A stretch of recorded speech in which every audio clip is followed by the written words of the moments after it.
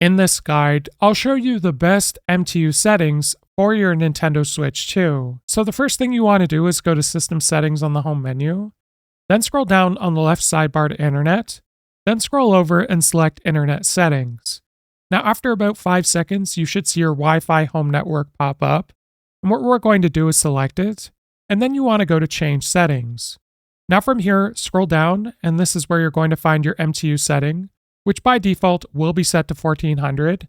And what's interesting about the Nintendo Switch 2 is this isn't set to what PS5 and Xbox are, which is 1500.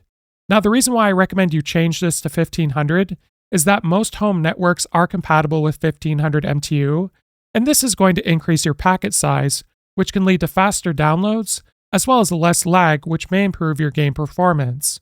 So you want to save these MTU settings, and once they've been saved, just wait a few seconds as it reconnects to your network. And then once it's reconnected, what I recommend you do is test out your Wi-Fi internet connection, playing games, and download stuff. And if you see an improvement, you can leave it. And if you don't see an improvement, you can always change it back to 1400. If this guide was helpful, like and subscribe, and we'll see you in the next one.